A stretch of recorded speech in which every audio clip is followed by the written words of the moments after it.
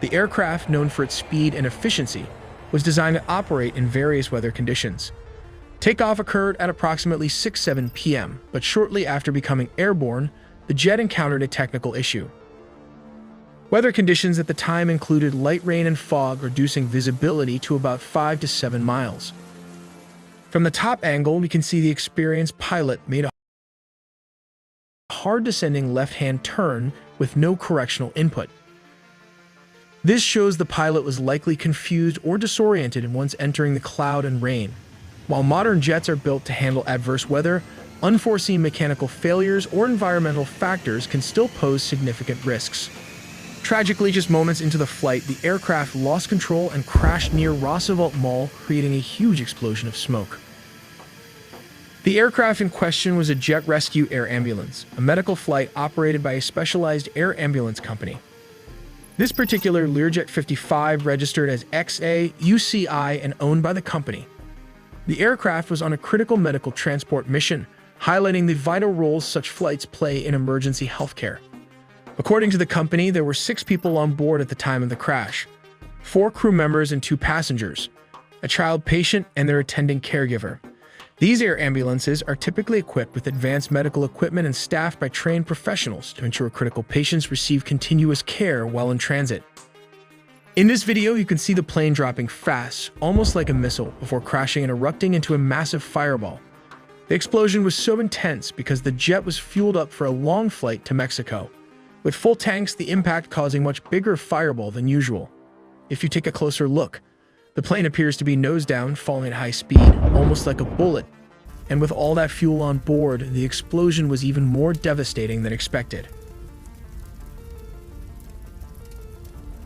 Interestingly, in the past 2 months, there have been multiple major plane crashes. On January 28, 2025, an $85 million F-35 jet crashed in Alaska. The following day, on January 29, an American Airlines plane collided with a Black Hawk helicopter. Then, on January 31, 2025, a medical plane went down for unknown reasons. In addition to these recent incidents, South Korea experienced a plane crash on December 29, 2024, when an aircraft struck an antenna. Just days earlier, on December 25, 2024, an Azerbaijani plane was hit by a Russian Panzer missile. All of these tragic events occurred within 45 days, so let's study these plane crashes further. Another round of questions. Why did the F-35 crash again? For the 3rd time in less than a year, a U.S. Air Force F-35 Lightning II, a stealth fighter with a staggering $82 million price tag, has crashed. The latest incident occurred on Tuesday, the 28th, 2025 at 12:49 p.m. during a training exercise at Alaska's Eielson Air Force Base. The pilot managed to eject safely, but the jet was completely destroyed, with its wreckage left burning inside the base's perimeter. This isn't just a string of bad luck, it's starting to look like a pattern. Back in May 2024, an F-35 crashed in New Mexico after a refueling stop, leaving the pilot seriously injured.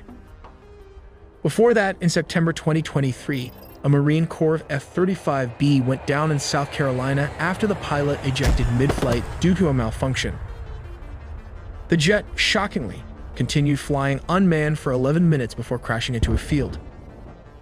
Now, in January 2025, the Alaska crash adds another chapter to this growing list of mishaps, sparking even louder concerns about the jet's safety.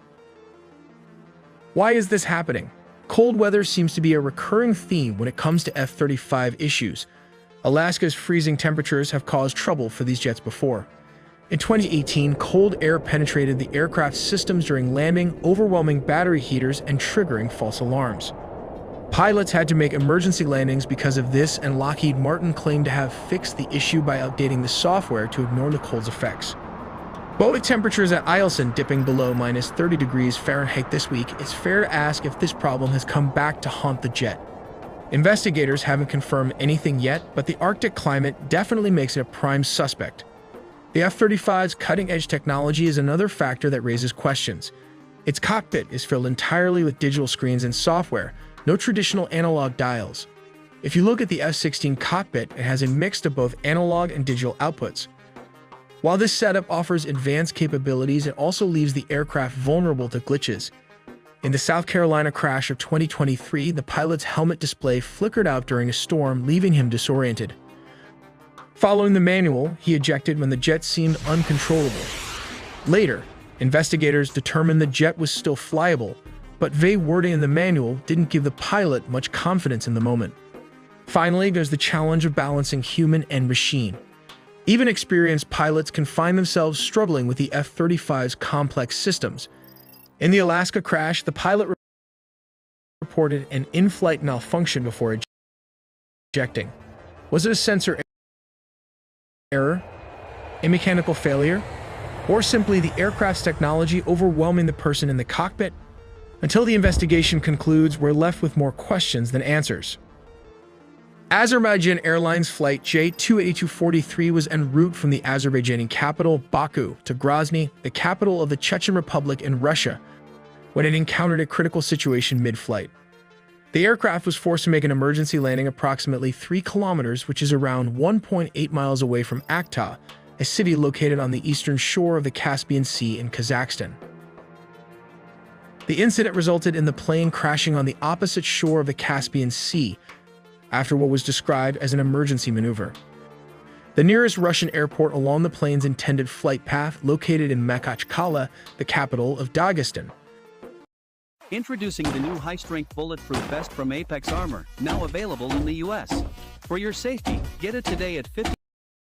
At 10:43 a.m. Kazakh time, which is Russia's Rostov Air Traffic Control Center, received a signal indicating that the crew had decided to divert the flight to Aktau due to adverse weather conditions in Baku and Makhachkala, a city in Russia's Dagestan region.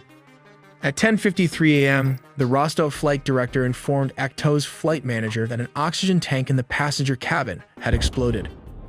This explosion reportedly caused passengers to lose consciousness, prompting the crew to request immediate medical assistance upon landing. Emergency teams were swiftly mobilized at Aktau Airport in preparation for the aircraft's arrival. At 11:02 a.m., the pilots made contact with Aktau Airport's air traffic control tower. Despite their efforts, the crew faced significant challenges during their descent. They attempted to land twice but were unable to maintain altitude or stabilize the aircraft. Tragically, at 11:28 a.m., contact with the crew was lost, and moments later, the plane crashed to the ground. This means the plane was hit between 10:30 to 10:53 a.m. Kazakh time by the Russian anti-air defense system. In this scenario, the plane is flying at a significantly higher altitude, rendering the cannons ineffective. Consequently, the system opts to deploy a missile as the optimal weapon for engagement. The missile is launched vertically from its sealed canister. It uses its advanced onboard guidance system to navigate with precision towards the designated target. As the missile approaches, its onboard sensors continue to track the civilian aircraft, which in this case is tragically identified as an Azerbaijani civilian aircraft. The missile carries a 25-kilogram high-explosive warhead. Upon reaching the target, the warhead detonates, releasing an intense explosion. The explosion occurs near the side of the aircraft, causing catastrophic damage to its tail section. The resultant shrapnel penetrates the fuselage, inflicting severe internal structural damage. This devastating impact destabilizes the aircraft, leading to an uncontrollable descent. The severely damaged plane crashes near Aktau Airport, resulting in a tragic loss of life and a devastating outcome for all those on board. Let's take a look at a different case scenario of a Jeju Air Flight 2216. This South Korean airline was granted permission to land from the south on runway 1 northward. But control tower cautions against bird activity, so the aircraft made a slight deviation in flight path. The pilot declares Mayday after it hit a couple of birds, and it was instructed to make a go-around and land on runway 19 southward. It was at this moment the airplane encountered another problem with the landing gear, which did not open.